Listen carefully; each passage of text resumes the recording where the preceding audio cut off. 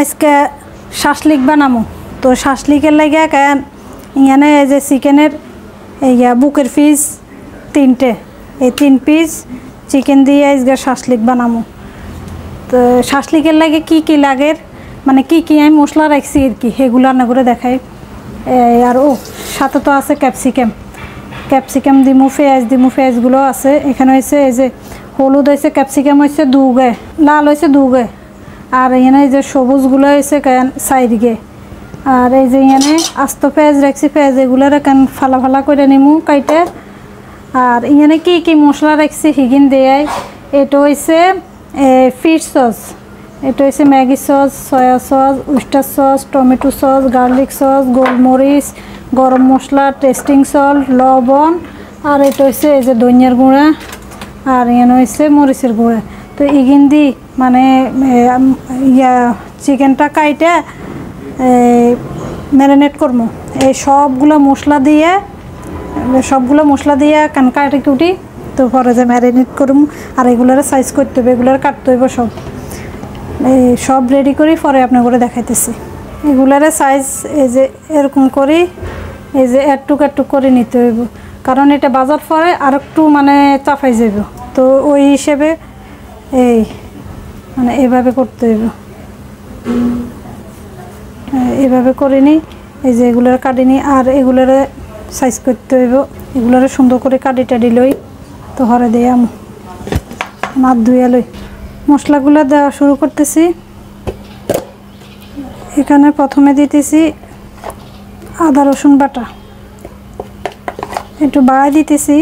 আমার বাসার সাথে সুপার স্টোর, ওইখান থেকে আবার চিকেন আনতে হবে, এই বেস্টের পিস যেগুলো আনতে হবে। কারণ আমি মশলাটা একটু বাড়াই দিতেছি। তো এই সস থেকে শুরু করি। এটা হচ্ছে ফিশ সস, পরিমাণ মতো দিয়ে দিলাম। এটা হচ্ছে ম্যাগি সস, পরিমাণ মতো সয়া সস এখান থেকে একটু দিয়ে দিই, আন্দাজ মতো দিয়ে দিতেছি। আর ওই চিকেনগুলো আনলে ওইগুলো দেব।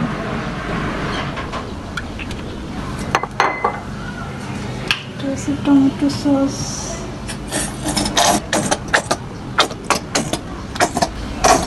কারণ মশলাটা আর একটু বাড়াই দিতেছি। এই যে এগুলো হবে ক্যাপসিকামের ওই যে পেঁয়াজ কাটা আছে না, ওইগুলো দিয়ে দেবো, কারণ ওগুলোর ভিতরে তো মশলা ঢুকতে হবে। আর এখানে এসে গরম মশলা, একটুখানি গরম মশলা দিয়ে দিতেছি। এটা হচ্ছে গার্লিক সস, এটা দিয়ে দিলাম পরিমাণ মতো। আর এটা হচ্ছে গোলমরিচ দিলাম। আমি কিন্তু এখানে রান্না শিখাইতেছি না, আমি যা যা করতেছি মানে তাই দেখাইতেছি আর কি। এখানে হচ্ছে টেস্টিং সল্ট,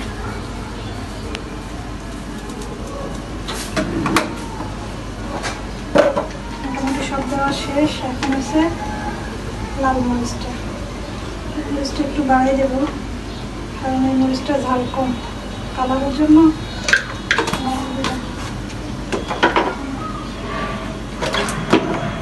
ধনিয়া গুঁড়া শেষে অল্প করে একটু মানে লবণ কিন্তু এখানে বেশি দেবো না, কারণ সসগুলোর মতো তো লবণ আছে, মানে আন্দাজ মতো দিয়ে দিতেছি। আমার এখানে সব কমপ্লিট করা হয়ে গেছে। এই যে এখানে এগুলো কেটে নিছি, যে পেঁয়াজগুলো এরকম ছুটে নিছি আর কি। এভাবে মানে খুলে নিছি। আর এটা কিন্তু মাঝখানের এটা কিন্তু একটু মোটা থাকবে, তাহলে এটা খেতে কিন্তু অনেক মজা। আর এখানে এই যে ইগিনও কাটছি, এই যে ইগিন কাটছি কেমনি দেখাও, 4 কোনা, সবগুলো কিন্তু 4 কোনা করে কেটে গেছি। তো ইগিন এভাবে আন থাক। চিকেনটা একটু মাখাই নিই। এই যে শাসলিকের কাঠি আনছি, এখানে কাঠি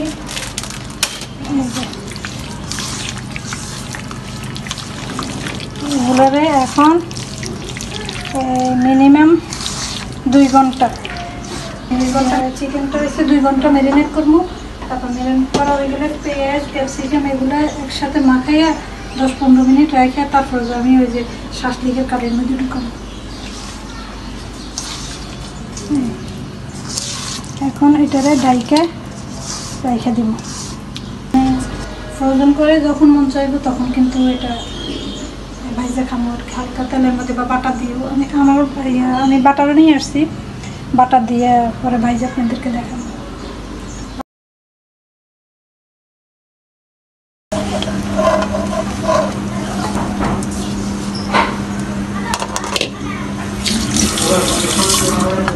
মাখাইয়ে প্রায় আধা ঘন্টা এটা রাখবো, তাহলে মানে পেঁয়াজের ভিতরে আর এই যে ক্যাপসিকামের ভিতরে এই মশলাগুলো ঢুকবে। বেশিক্ষণ রাখা যাবে না, নইলে কিন্তু পানি ছেড়ে দিব। আগে সবুজটা, তারপরে পেঁয়াজ, তারপরে হচ্ছে হলুদ, তারপর হচ্ছে রেড, গ্রিন, তারপরে চিকেন। এভাবেই করতে হয়, মানে এটা মানে মনের যার যেটা ভালো লাগে হে এটা দিবে। এই মানে কালারফুল তো সুন্দর। ও চিকেন তো এখানে নিচে একটা দেওয়ার দরকার ছিল, মানে 3টে চিকেন দিলে ভালো। এটার মধ্যে আবার 3টে দিছি।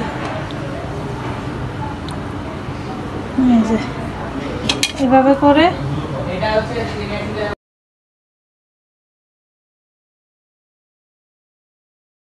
এই যে এগুলো সব হয়েছে। এখন এগুলোর উপরে এই যে মশলাগুলো আমি এভাবে সরাই দিই, এই যে লাগাই দিতেছি। তাহলে